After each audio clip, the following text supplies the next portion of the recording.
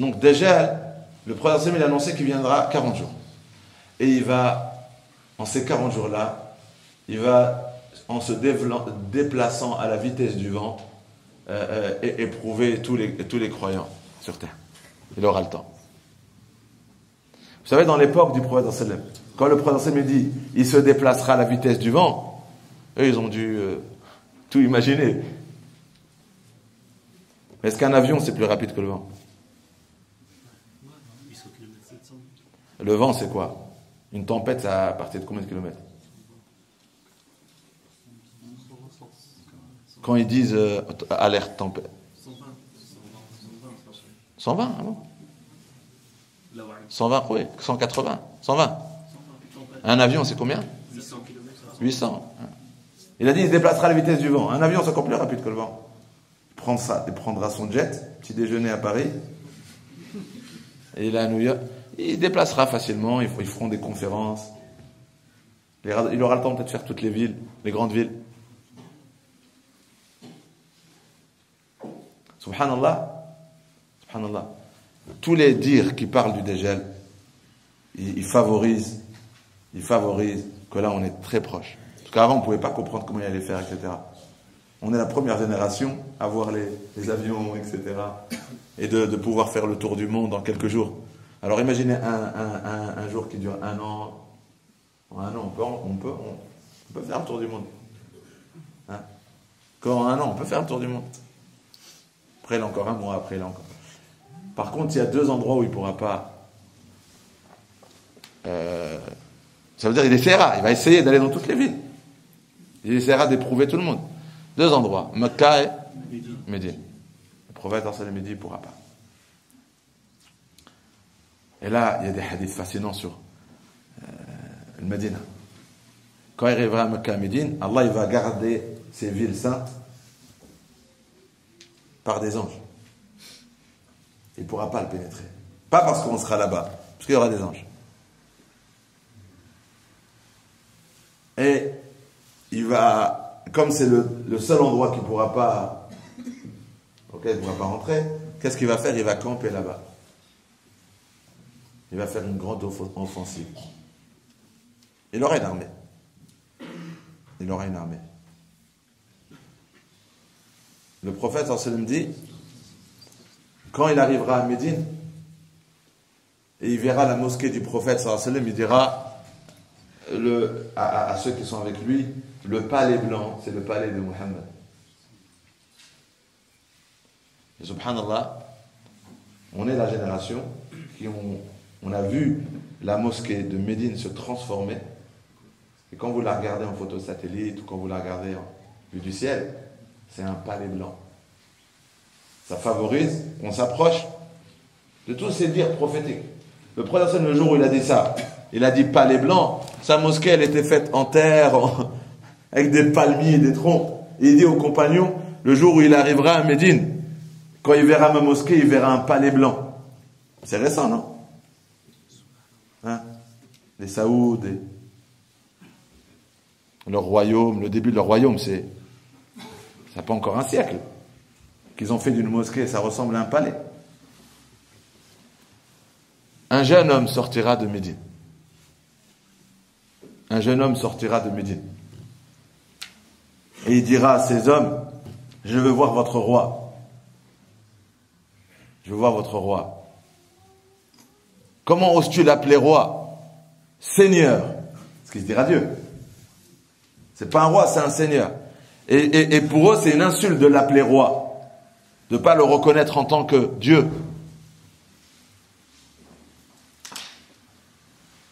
Et subhanallah, ils diront, il nous a ordonné de ne tuer personne sans son autorisation. Et ils vont l'attraper, ils vont le présenter devant Dajjal. Et ce jeune homme, une fois devant lui, il va lui dire, Anta ad-Dajjal, tu es le grand menteur dont nous a parlé notre prophète Mohammed sallallahu alayhi wa sallam. Il va lui dire, tu ne reconnais pas ma seigneurie, tu ne me reconnais pas en tant que Seigneur. Pour toi, Dieu, c'est celui qui donne la vie et la mort, n'est-ce pas? C'est celui qui t'a donné la vie et celui qui peut te la reprendre. Donc il va réunir tout le monde. Et après, il va le tuer en le coupant en deux. Il va le couper en deux.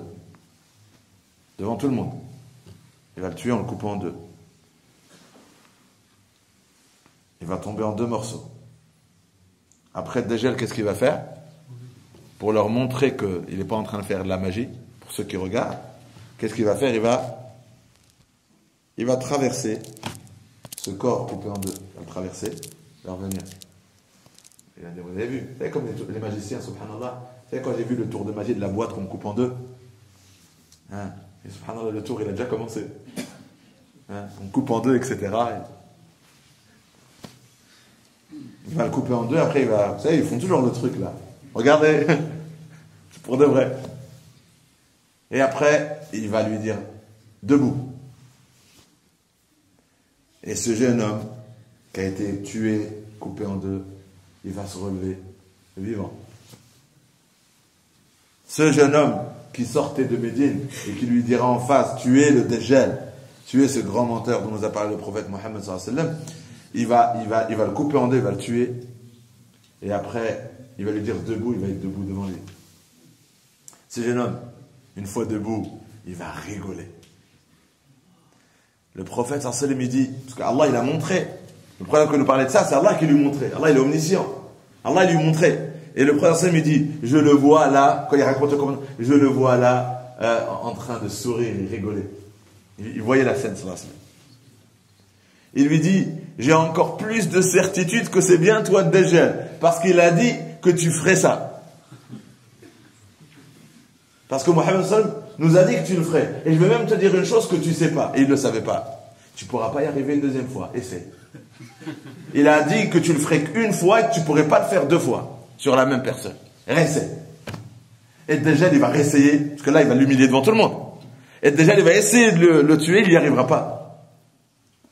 Et il va se gonfler de colère. Parce que là, pour la première fois, il est humilié devant ceux qui le reconnaissent comme Dieu et comme Seigneur. Il est humilié devant tous ceux qui croient en lui, qui le reconnaissent comme Dieu. Un Dieu, il fait tout ce qu'il veut. Personne ne peut le rendre impuissant. Et là, son mensonge, devant ceux qui regardent, il est en train d'être dévoilé par un musulman. Et la dernière fois, j'ai dit, qui pourra être sauvé? Ceux qui sont informés. Parce que ce qui l'a sauvé, ce jeune homme, et ce qui lui a donné autant de courage d'aller devant lui, c'est quoi? Je le savais. J'ai entendu le prophète sallallahu alayhi wa sallam dire que tu arriverais, que tu ferais telle ou telle chose, et même ça, je savais que tu allais le faire. Que tu allais me couper, tu allais me redonner vie. Mais sache que tu ne peux pas le faire une deuxième fois. Quand il sera gêné, il n'y arrivera pas. Il sera en colère. Et là, il devra improviser. Il aura le pouvoir de faire illusion. Il va présenter, Allah alim comment, al-jannah wa an-nar. Il va faire apparaître le paradis, son paradis, et l'enfer, son enfer. Après, il va lui dire, si tu ne crois pas en moi, c'est ta dernière chose. Si tu ne crois pas en moi, je te jette en enfer. Et si tu crois en moi, tu rentres au paradis. Il va lui faire voir un paradis qui va être... On ne sait pas, peut-être ce qu'il va montrer, ça va être attirant. Et à côté, il va voir des flammes. Et Allah Azza wa Jal, c'est lui qui nous sauvera ce jour-là. Quand il y aura le fitnat de Dajjal, le prophète sallallahu alayhi wa sallam dit, si je suis là, je vous aiderai. Et si je ne suis pas là, Allah Azza wa Jal sera le défenseur de chaque croyant. Allah, il sera aux côtés de ceux. Malgré la tentation, on imagine, vous savez, voir du feu qui aura l'air réel et voir des délices qui auront l'air réel, qu'est-ce qu'il va dire? Il va dire, tu es un menteur. Ton paradis, c'est du feu. Et ton feu, c'est un jardin. Je veux ton feu. Après, par colère, quand il a vu qu'il tenait bon, il va le jeter. Le prophète sallallahu alayhi wa sallam dit, ceux qui seront témoins de cet événement, en le regardant, vont croire qu'il a été jeté en enfer.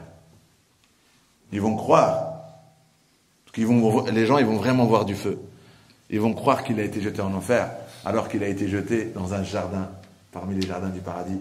Et ce jeune homme sera le plus grand martyr sur terre. Ce jeune homme sera le plus grand martyr sur terre. Afdal shuhada al-ard al-hadith. Le prophète il dit aux compagnons, donc si vous êtes devant ce... Là il raconte, après il rajoute. Donc si vous êtes devant ce jardin qui vous présentera, parce que le mot Jannah, paradis, ça veut dire, le mot Jannah en arabe, si on traduit bien, on dit jardin. Il a dit, si vous êtes en face de ce jardin, le jour où il sera là, si vous êtes en face de ce jardin et vous êtes en face de ce feu, ne regardez pas le feu. Baissez la tête et rentrez dedans. Et vous allez vous trouver en face d'une fontaine avec une eau fraîche. Vous allez voir de la chaleur et du feu. Il a dit, n'ayez pas peur. Avancez. C'est comme un mirage, une illusion. Et quand vous allez avancer, c'est comme, vous savez, il y a un voile. Tu traverses le voile et après tu arrives à voir ce que les gens ne voient pas dehors. Et en rentrant, vous allez voir une fontaine, une eau fraîche. Et buvez là. Et il nous a dit de transmettre cela à nos enfants. Il leur a dit, transmettez-le, ça sera profitable à qui? Cette information sera précieuse, non?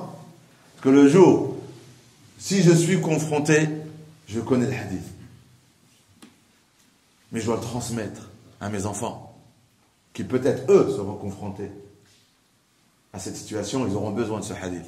Besoin de savoir que n'ayez pas peur quand il y aura ce feu. Avancez dans son feu. Ce n'est pas un vrai feu. Qu'est-ce qui nous sauvera? Il y a deux versions. Les 10 premiers versets de Surat Al-Kahf, de la Surat La Caverne. Dans une version, les 10 derniers versets. Et les deux versions, en termes de chaîne, sont pratiquement équivalentes. Les savants, ils disent quoi? Apprenez les 10 premiers et les 10 derniers. Mémorisez-les. Et quand ils se présentent devant vous, récitez-les. Et sa fitna, son illusion, son pouvoir n'aura pas d'effet sur vous. Et après l'avoir récité, vous verrez sur son front kafir. Ces versets vous permettront d'effacer l'illusion et de voir la réalité. Comme cela. Et subhanallah, il n'y a que les croyants qui verront sur son front kafir. Et les croyants, c'est ceux qui croient au sédir prophétique et qui feront ce que le prophète m'a demandé quand ils seront en face de lui. Aussi, le prophète il a dit, il sera borgne et votre Seigneur ne l'est pas. Grâce à votre foi, vous pourrez voir que Allah il a mis en lui un défaut. Après, il ne faut pas rentrer dans le délire de gel, l'œil. Illuminati. L'œil de Sirius. Sirius. Le triangle, l'œil. Le dollar. Ne pas être informé sur ces choses-là et être informé sur Surat Al-Kahf et sur les hadiths vous sauveront. Ils pensent qu'il faut rentrer dans ça pour être sauvé. Que les gens ils savent pas, attention. Même si tu connais un catalogue sur ça, ça te sert à quoi concrètement? Il y a la pyramide, il y a l'œil, il y a ci, il y a ça, dirigé. Est-ce que ça augmente ta foi, ça baisse ta foi? Est-ce que ça menace ta foi tout de suite? S'il était là, ça menacerait ta foi. Est-ce que ça menace ta foi? D'avoir $1 dans ta poche et de ne pas savoir que l'œil, ça correspondait à quoi? Allah, les gens aujourd'hui, ils parlent de ça comme si ça touchait notre foi. Ne pas être informé sur tout ça ne changera rien. Si vous êtes informé sur quoi? Sur ces hadiths qu'on vient de partager ensemble. Et si vous apprenez par cœur les 10 premiers versets et les 10 derniers de Surat Al-Kahf, et si vous transmettez des informations à vos enfants, vous serez épargnés le seront, Inch'Allah, grâce à Allah Azza wa Jalla. Mais il y en a, ils ne font pas l'effort d'apprendre Surat Al-Kahf, d'étudier les hadiths, mais ils sont les numéros 1 pour vous parler du complot, etc. Non.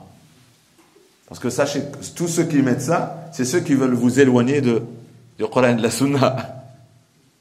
et vous poussez à passer des heures et des heures et des heures à faire du dhikr dans leurs livres et leurs informations, au lieu de faire le dhikr dans le Coran et dans la Sunna.